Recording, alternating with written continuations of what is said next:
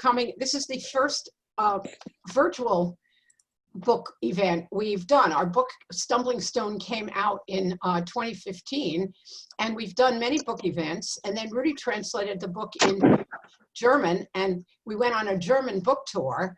And in fact, the people, Friedrich and Edelman and Rebecca Erst, who were on the book tour with us, are actually here today. But this is our first virtual event, so it should be an interesting experience. Again, Eric has put you, I think, all on mute, but if not, mute yourselves. And then if you have a question, you can put it in the chat, or when we're finished, you just raise your hand and we'll answer your questions. So we do want to make one point before we actually start. Can everybody hear? Yes? Okay, so this book, some of this book takes place during World War II, and it's not obviously about what's happening in the world today, but there are sort of eerie lessons related to the book and today's events, and it's certainly about what happens when a whole nation turns its back on hate and tyranny, and the people who should be speaking out and taking action don't do anything. So just something to think about. Also, you know, when we do our book events, we can see you and we can see your reactions. So you'll just have to imagine that we're looking at you, because on Zoom, it looks like we're looking at you, but that turns out to be more of an illusion than anything else. So, okay, we're gonna start. And so our novel Stumbling Stone is fiction, but it is based on our real true life stories. We are going to tell you a bit about us and our romance and introduce you to the secrets in Stumbling Stone. We are the basis for the main characters in our book, Sarah Stern and Carl Schmidt. We started out on opposite sides. On the left side is Julie's great-grandfather in the shtetl, still in the old country. And on the right side, you see a picture of my grandfather. Before World War I, as a young man, he was a police officer in the city of Leipzig in Germany, and that's him in his uniform. So I'm Julie, I'm Jewish. I was born in New York in 1944 in the Bronx, and my parents, who you see here, I hope you can see them, were Eastern European immigrants who came to the United States in the early 1900s. And they were very anxious to blend in and to lose their accents and maybe their past. But I knew I was Jewish, and I knew that I had a distinct culture. And I also knew that we would never buy any products that were made in Germany, and we would never go to Germany on vacation. So, and this is me growing up in the Bronx. So in 1979, I moved to California, and I eventually became a newspaper reporter. And I was working on a story about the drug war in Berkeley when I came upon Rudi, and there he is. So I had actually seen him from afar for years, and he looked like a Hitler youth leader or whatever my mind conjured up. He spoke with an accent, and I imagined him to be a Nazi. So cops and Germans were certainly two things I never wanted anything to do with. But during my interview with him, I was really impressed with how smart he was. And because the world is weird, we started dating. And I couldn't believe I was going out with a cop who was a German. It just was mind-boggling. Prejudice-free liberal. What? Prejudice-free liberal. Oh, yeah, right. But because I thought I was such a prejudice-free liberal, I just couldn't imagine that a German could be anything other than a Nazi. So here am I, and my name is Rudi. I was born 8 days after World War II ended in Germany, and I'll say more about that in a few minutes. When I was 21 years old, I left my family and I emigrated to America. I went to UC Berkeley as a student and eventually wound up with a PhD in medieval German literature. Sorry. As we all know, a PhD in medieval German literature is the best preparation you can have to become a Berkeley cop. So, on the first day, first things Julie asked me when I met her was, "What did your father do during World War II?" I was somewhat surprised, and actually I didn't really know. So still, but because of my looks and my accent, I guess I'd gotten used to people reacting to that way, to the way I looked and sounded. Despite this rather strange beginning, I was attracted by her intelligence, and she really seemed to know what she wanted. So I wanted to know more. So we'll say a little bit more about us soon, but let's introduce you first to Rudi's family. This was my father, Rudi Raab Sr. He was born in Leipzig, just like his father. And I only found out a few years ago that my grandfather was a cop, because my father considered me to be a colossal failure to be a cop. Anyway, so my father was very upset of what happened to Germany at the end of, after World War I, and the way the country had been punished by the winners of that war. My father thought that the Nazis were in the best position to make Germany great again, or something like that, to be an equal among other nations. So my father joined the NSDAP, that's the National Socialist German Workers' Party, the Nazis, in 1929. That's a full 4 years before Hitler came to power. Anyway, so my father, because he started early, rose to become a very high-level Nazi official in charge of founding the Adolf Hitler Schule. His job was to educate in this boarding school the future generations of the Nazi leadership. And I took this picture a few years ago by flying over the school in Bavaria with a single-engine airplane. So in 1 second, Rudi's going to introduce you to his mother, but because I didn't see the arrow on the little thing here, I didn't realize Rochelle was here. I'm going to take a little tiny break here because Rudi just talked about what happened in Germany after World War I and how the Nazis were able to come to power. And I want Rochelle Lefkowitz to tell you about another event, Ashby Village event, that's coming up on Saturday that's very important about that part of the year. So Rochelle, can you unmute yourself and say something about the Saturday event quickly? I can, and I think you can hear me now. Yes, I can. The Sunday event that we're going to be having on June the 14th is with Adam Hochschild, who's a historian and commentator, and the Arts and Culture series is bringing him to speak about a time that Trump would love, the United States from 1917 to 1920. And it's actually all about the things that Rudi was talking about a moment ago, how people felt after the First World War that led directly to the rise of Nazism, to the Holocaust, and to a new world war. And so we know somewhat about what happened in Germany, but we don't know a whole lot about what happened in the United States during that time. And Adam, because he writes frequently about human rights issues, is going to be talking about a book that he hasn't even written yet. So it'll be a very interesting interaction with the audience. Thanks, Julie. And if you do want to sign up for that, we hope you RSVP and do that with info@ashbyvillage.org or the telephone number 510-204-9200. Thank you, Julie. Okay, so thanks for your indulgence in that little segue. So here was Rudi's father at the school getting the leaders for the 1,000-year Reich ready, or brainwashing them, as I think he said.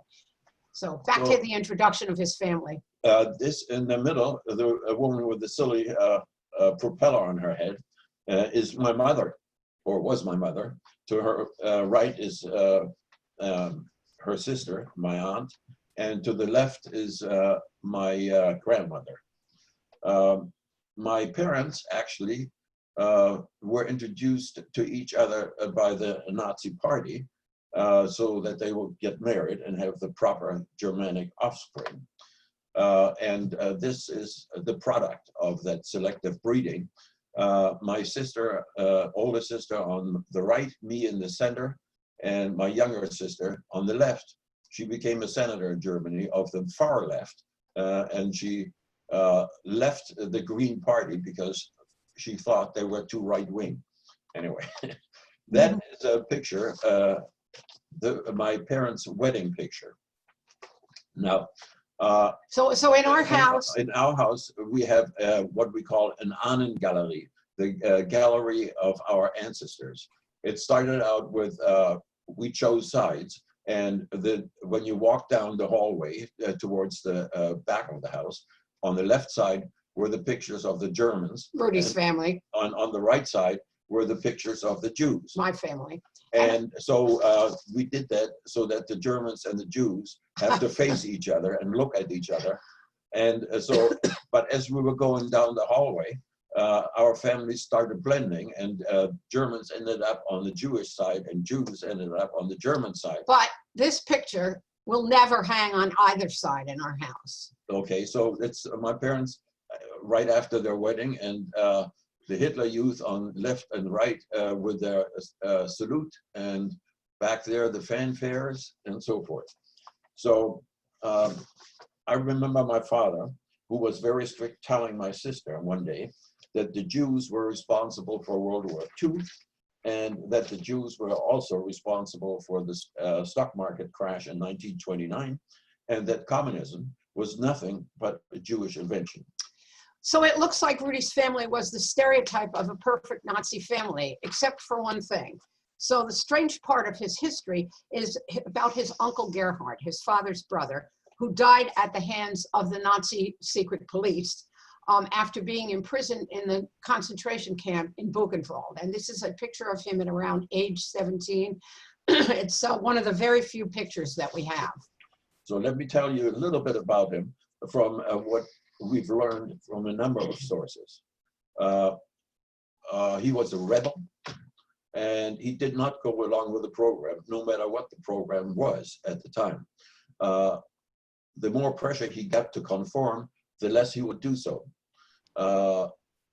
He didn't go, anyway, the Nazis were very big in experiencing everything together, singing, marching, camping, and hating. This is exactly what he didn't want. He was ejected from high school for suspected anti-Nazi activities, and he was then sent against his will to an agricultural trade school, where he was forced to wear the Hitler Youth uniform. Shortly thereafter, he got into a verbal altercation with a Hitler Youth leader, and he was ejected from that school too. He was charged with theft of government property, namely his uniform. And which he had on when he left the school, otherwise he would have been naked when he left the school. And also activities for detrimental to the Hitler Youth. So what you see in front of you is what's stamped on the top with a warning card. It has his personal information on it, and it says that he was ejected from the Hitler Youth on February 27, 1937, and the reason being theft of government property and activities detrimental to the Hitler Youth, and it became part of his file at the concentration camp, as the bottom stamp says. Anyway, so he fled from there to Prague to escape from the persecution of the Gestapo, and then he was arrested there for a lack of a passport and a visa, and served 3 months in jail, and then was deported to Austria.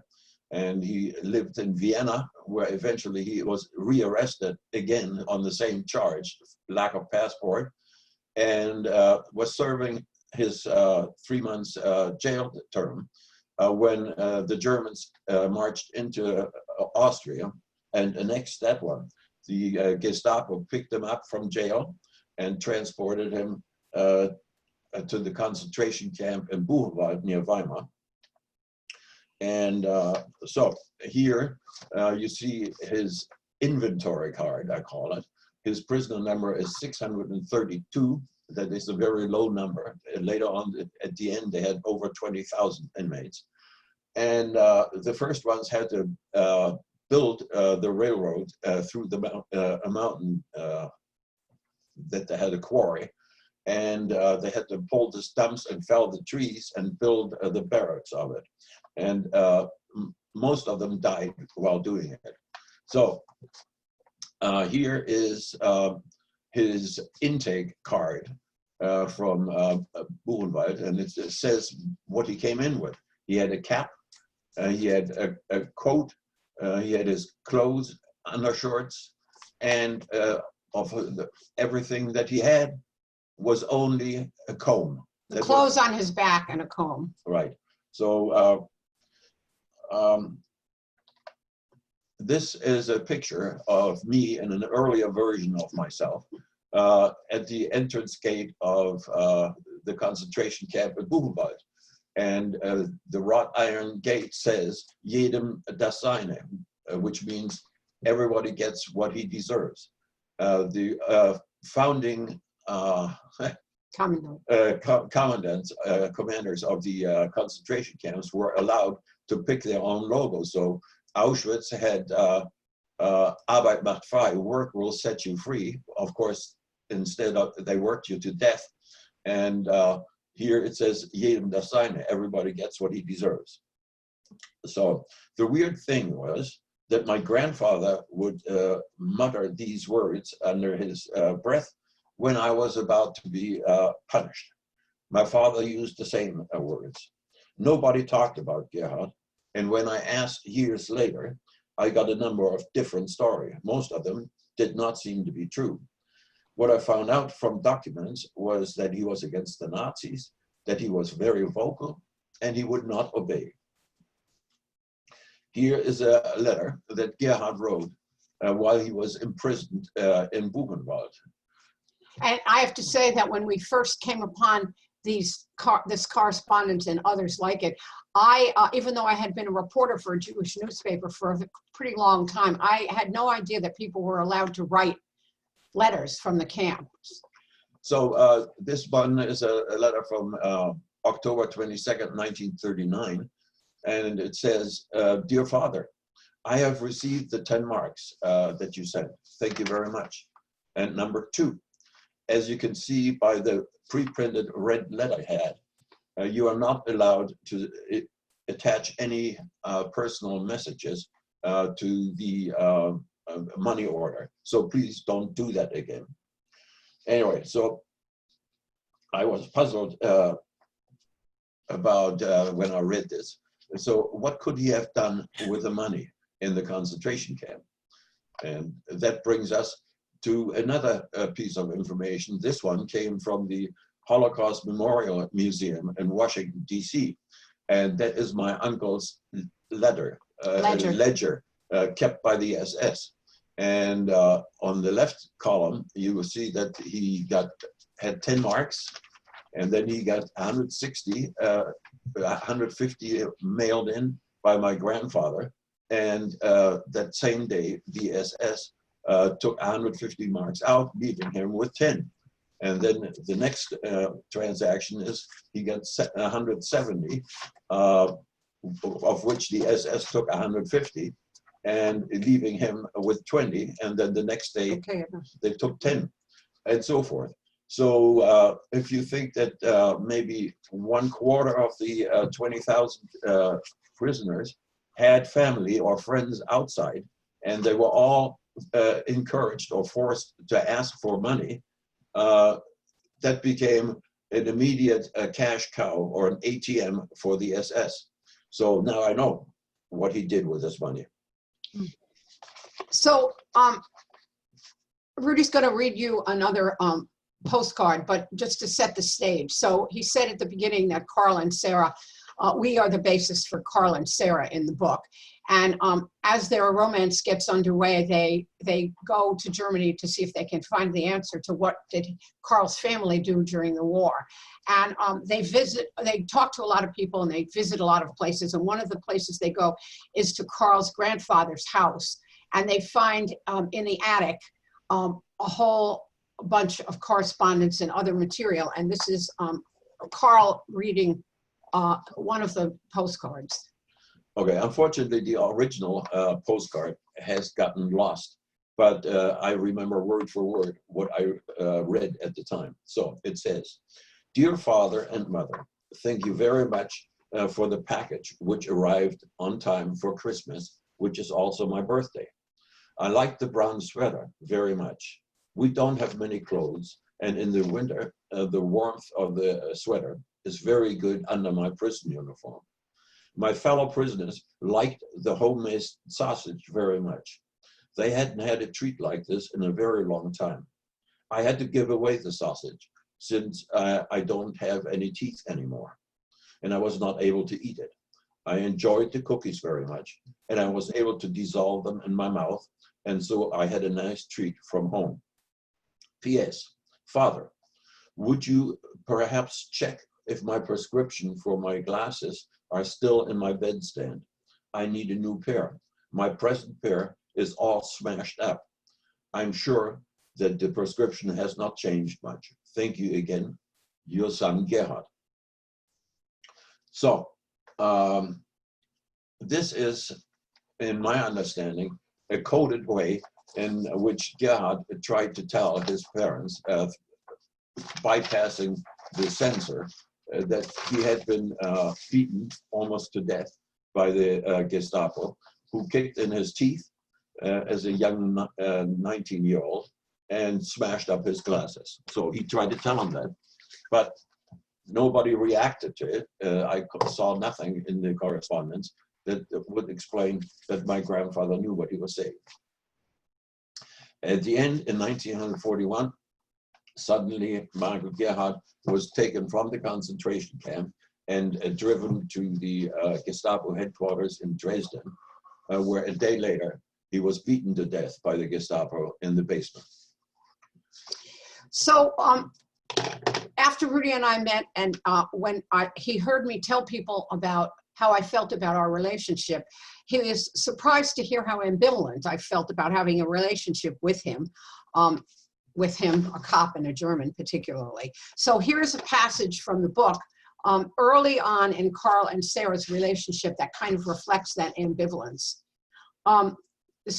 So once in the restaurant, Carl asked for the smoking section, ordered a drink and a hamburger, and raised his eyebrows as I waved the smoke away and ordered chicken. "This is an unlikely relationship," Carl said. "Is it a relationship?" I asked. His face fell and he looked crushed. "Well, I think it is. Do you have a problem with it?" I nodded. I didn't want to hurt him. He was proving to be a gentle, sweet, and sensitive man under his brusque exterior. But I thought honesty was definitely in order. Apart from the differences in our styles, you smoking, eating hamburgers, and drinking too much, I'm still concerned with what your father did during the war. My parents, particularly my mother, never trusted Germans. When I was a child, we were never allowed to buy German products, wear Loden coats, drive Volkswagens. I paused for a breath and said, "German accents make me think of the Gestapo." Okay. You know, I said to you this before.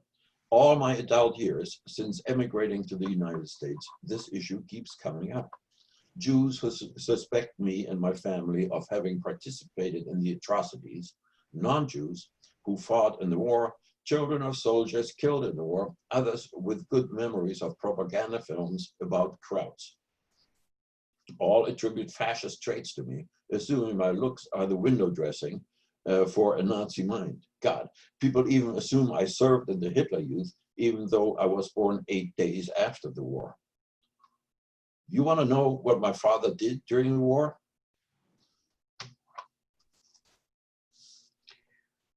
I nodded. Of course I wanted to know. I held my breath. Was he actually going to reveal a secret? Did I really want to know? Carl said, so do I, but I've given up wondering. So in some bizarre way, it helped for me to tell people that Rudi's uncle was killed by the Nazis because it made me feel better about dating a German. So let us tell you where my mother was when the war was coming to an end. She told Julie and me this story the first time Julie visited her. So this is her, and in the book, she's Ingrid, and she, among other pictures she showed us was that lovely one we showed you of the wedding. So this is what she told me at her house that day. We had it hard during the war, we women. When Dresden was bombed, we knew we had to leave. The Russians were coming. I walked for 10 days, almost in a circle, to avoid the Russians. The first part of Ingrid's walk from Dresden to Pirna was for naught. By the time she arrived there, Ingrid found the Russians had preceded her. So, still lugging her 2 girls, she trudged on to Nonowitz, where her parents lived. She was nearly 9 months pregnant with Carl, and Carl's 2 sisters were still in diapers. One day, I was walking by the side of the road. I don't know how many days into my trek that was. I was pushing one of the girls in her baby buggy. You know, she had had polio and couldn't walk. The other girl I carried on my arm. She had dysentery. And Bubline here, he was a few days away from being born. Ingrid spoke softly, remembering those difficult days. Suddenly, a Russian soldier had stepped out of the woods onto the road. He looked at me, and slowly he raised his rifle until it pointed at my head. I thought it was all over, that he would kill me and the children. Just then, my younger daughter started to cry. I don't know why. The soldier may have heard the baby cry. Whatever the reason, he lowered his rifle and then vanished back into the woods. Ingrid stopped talking and looked into the distance. Then she turned back to me and said, yes, those times were hard, especially for us women. And how are those times for Gerhard, der Alte's brother? I asked, leaning forward and looking intently at Ingrid. Was it possible I could get information about Carl's uncle this easily and this soon? The old woman was silent for what seemed to be a long time. You know, I never met Gerhard. By the time der Alte and I were married, Gerhard was gone. I said, where did he go? He died. I think you should ask der Alte for more information. He knows the whole story. Okay, so the next time we visited my father, it was my birthday, and Julie told her that what my mother had told us about her flight from Dresden. Julie then asked my father, and here she is talking to him, what were you doing just before and on May 16, when Rudi was born? To our amazement, my father got up, walked across the room to his desk, took out a key and went over to a cabinet. He unlocked it and pulled out this diary in his handwriting. And this is what he said. Now, page 165. He said, the war was, as I expected, was lost. And now it is left for me to decide what I will do with my life. The school, of course, is gone, and it will not be possible for me to teach. I would like, above all things, to become an adventurer, try out different careers, travel the world, be carefree, footloose. It is true. I don't really want to find myself back in a family with the responsibility of children and a wife. There is so much more to see.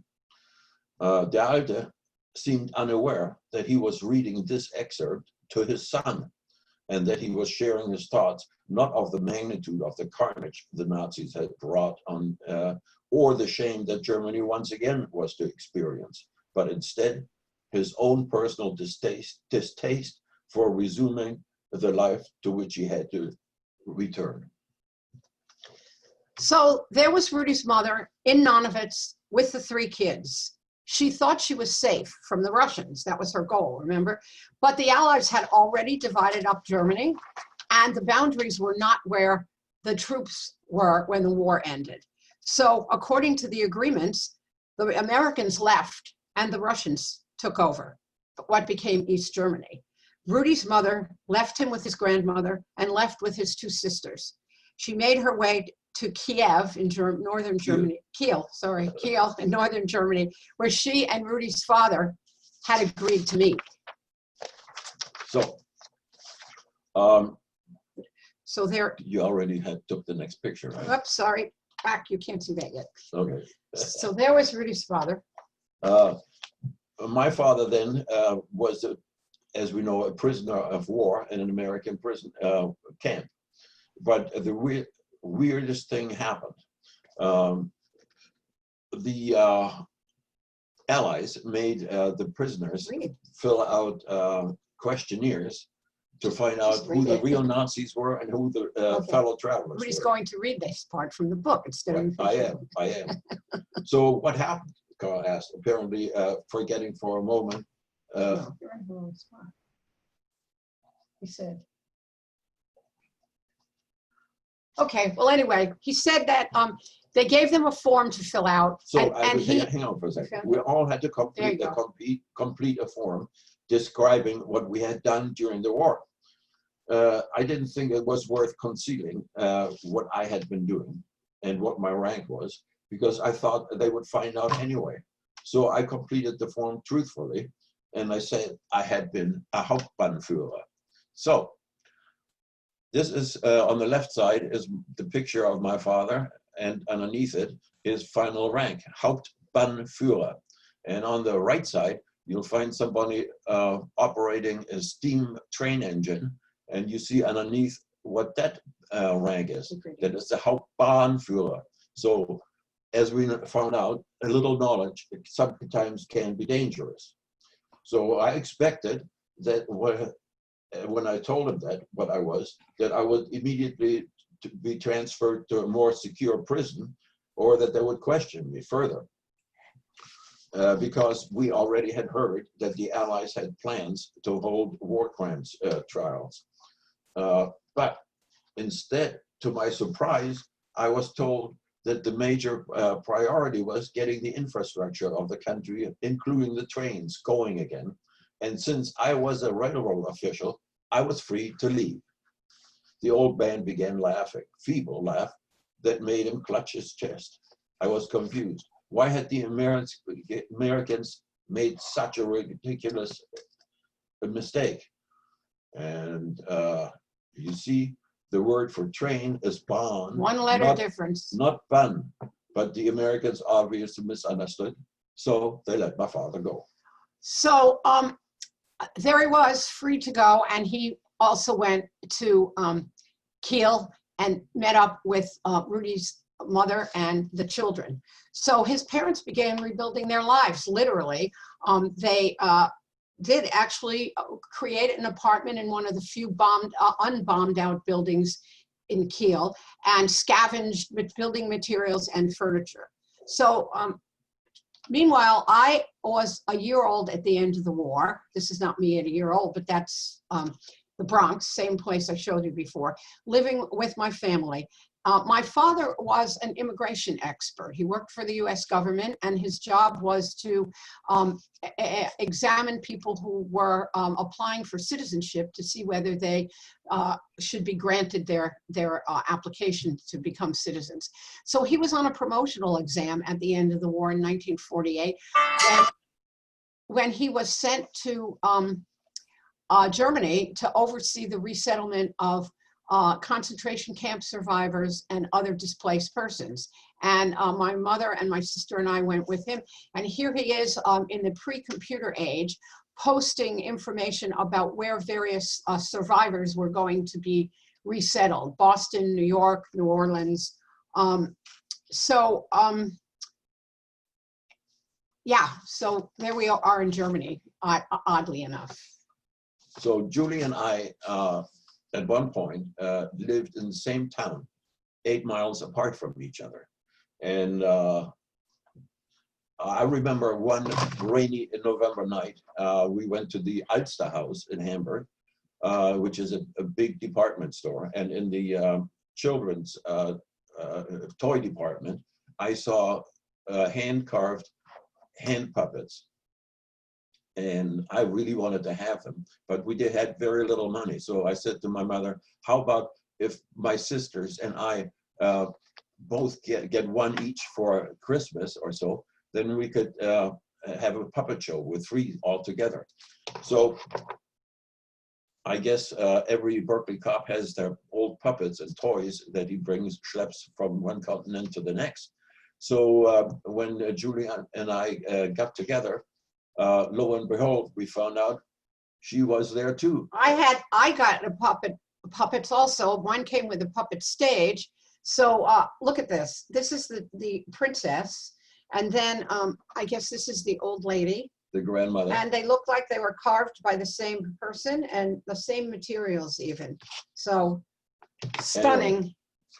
But these puppets were our childhood toys, and we brought them from Hamburg when we lived there. But having puppets in common does not a relationship make. So how did we overcome our prejudices and past to build a life together? Let us read one more passage from our book that might explain this. So this is what Sarah reflects on when she's come back now from that epic visit to ask everybody in Germany what did you do during the war and what did you know? And this is what she says about that experience. She says, strangely, that German history now seems to have very little to do with Carl. The trip worked not to link him in my mind to his German past, but to separate him finally, in my thinking, from his parents, the Third Reich, and Germany. Despite his accent, he had become more of an American than a German. I saw that clearly for the first time. Maybe that was what made it possible for us to finally look ahead to a future together. So, in her job as a freelance reporter, working also for the Jewish Bulletin, which is now called the J, she was assigned to write an article about an upcoming workshop led by a psychotherapist. This workshop at the Marine Headlands Institute brought together the children of Holocaust survivors and the children of Nazis. And so Julie wrote the article, and then the next week, as a follow-up, she was supposed to attend the workshop and then write what. And then I was supposed to write about it, but Armand Volkas, the therapist who was running the workshop, said, well, you know, you can't just come and take notes and then write a story. It's a therapy group. So were your parents Holocaust survivors? And I said, well, they're immigrants, but not Holocaust survivors. I said, but my partner's father was a high-ranking Nazi. He said, well, if you bring him, you can come. So I would go home and I tell this to Rudi, who says, no, I'm not going. I'm not going. I'm not into group hugs or big kumbaya events. And yeah, that's not the way I function. But then Julie made her point saying that she really wanted to write about it. Well, I wanted the money. I was a freelance reporter. I needed the money. So reluctantly. And I wanted to write about it. I came along and I went there, first not against my will, and then I was, at the end, we were supposed to create a ritual. And I sat down and I wrote a poem because, and here it is. We are the children of the Holocaust. We are both Germans and Jews. We are the children of the victims. We are the children of the oppressors. We started out on opposite sides, but the memory of the Holocaust will join us forever. We will never let the victims be forgotten, for if we do, we will forget that the perpetrator can be in all of us. Okay, so just a few points here.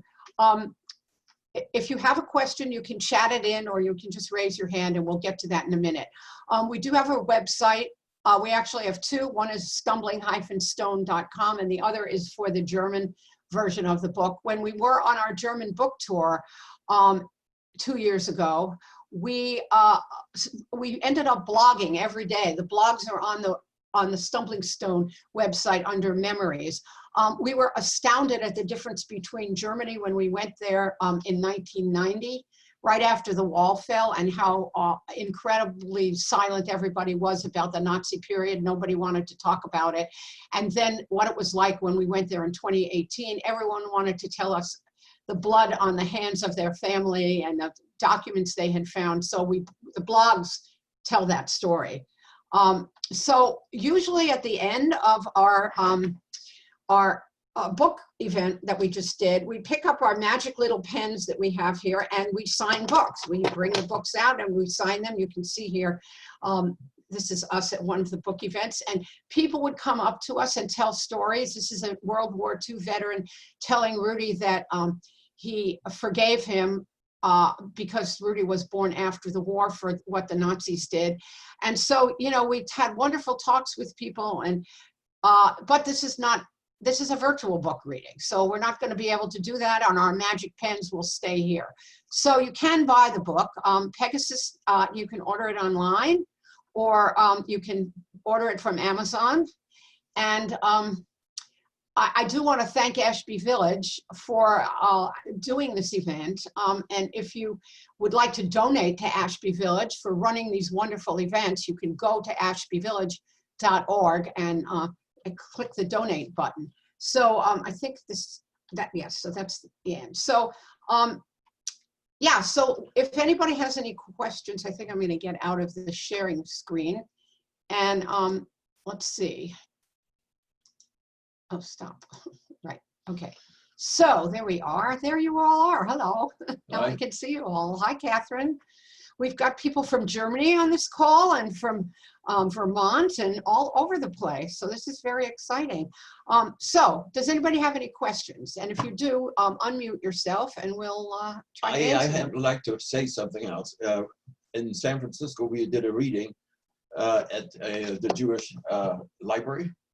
And at the end of the talk, somebody came up to me and says, you know, what I did during World War II, I was in the Polish forest hiding from the Russians and the Germans, and I was killing Nazis. And I said to her, ma'am, thank you for your service. She was in her 90s, obviously. So anyway, does anybody have any questions? Sometimes people want to know why we made this oh, yes, Felix. Well, thank you for this. This was wonderful. I really was amazed over and over again.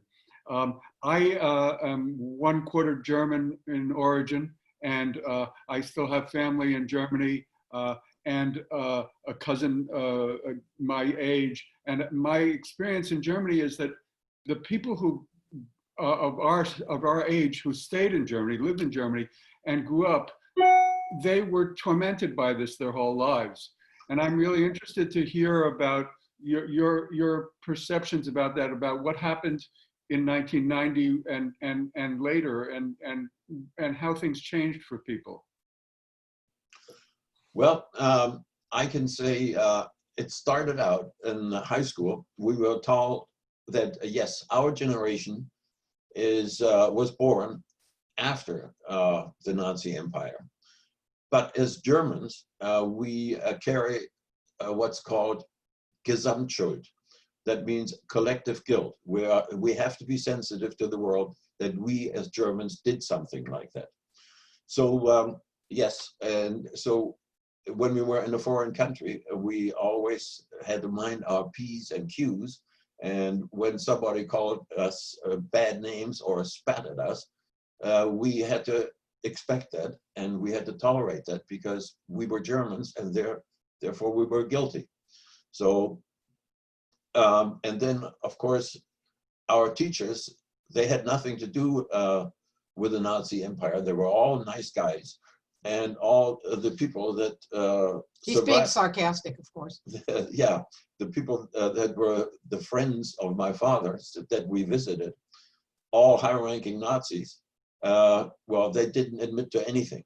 So, but then in 1990, or when we were there the last time, everybody was eager to say that, yes, while there is no collective guilt anymore, the previous generation was participating. One woman was saying she thought her aunt had been in the resistance.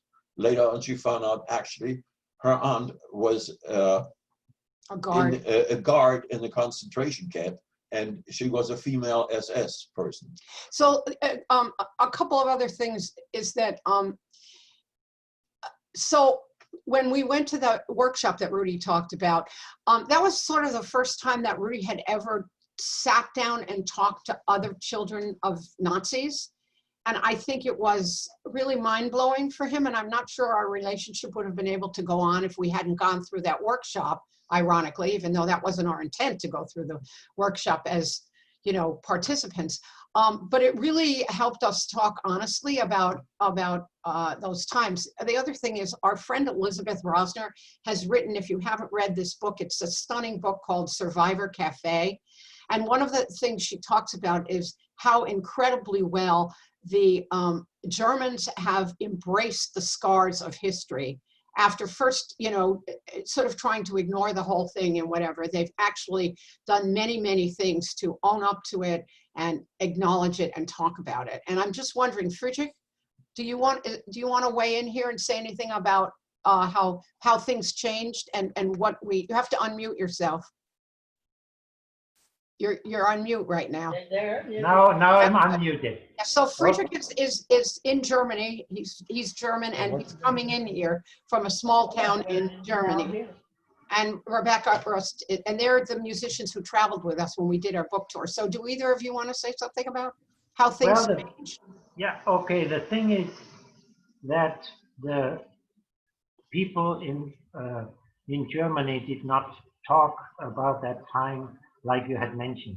But the Nazi mentality was always still in a very high percentage of the Germans. I noticed that, can you hear me? Can anybody hear me? We can hear you. We can hear you. All right. I noticed it in the orchestra. When I joined the orchestra, that was 1977 in Munich. I found out that Munich was Hauptstadt der Bewegung, that was the capital of the movement, the Nazi movement, and the Munich Philharmonic was at the Nazi time a very important Nazi orchestra. And when I joined it in 77, I would think it was about 30% of the people were still hardcore Nazi.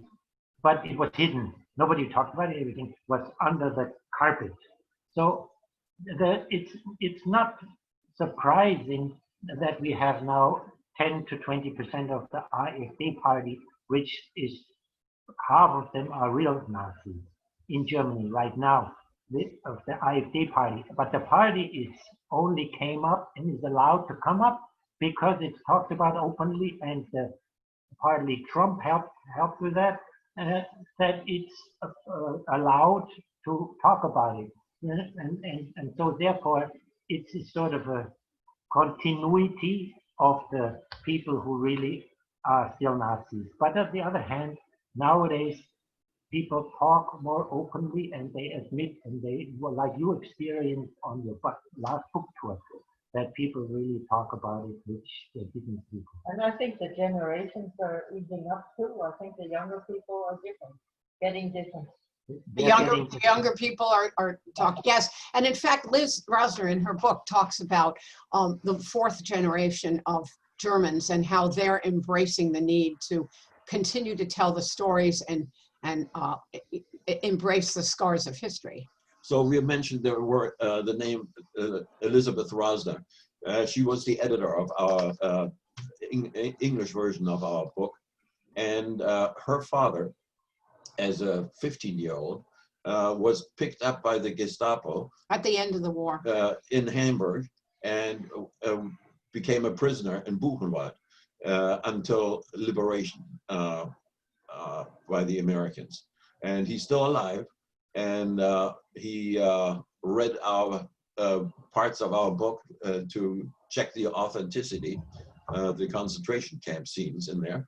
And one of the things we asked him was about the money. When Rudi talked about the writing and asking their families for money, and then how could they spend it? And we asked him, you know, well, was there a canteen for the prisoners? Which of course was a joke. I mean, we didn't think it was a joke.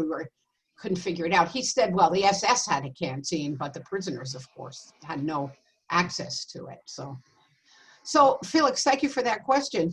Did we answer it? Talked him to death, probably. I just have one more follow-up. Well, I'd love to hear about your sister and her evolution a little bit, well, to the Green Party and beyond. Well, I don't really know. No, I don't really know, because my sister and I had a kind of a fraught relationship. When we were both students at the University of Göttingen in Germany, we lived in the same room, and then I emigrated with her friend to America. His friend being an American exchange student. And who became my wife. That's why I consider myself a war bride when I came to the United States. Anyway, so we really did not hook up with each other, and she considered me as a cop to be a right-winger, and didn't talk to me much. So, I mean, she stereotyped me the way everybody else stereotyped me.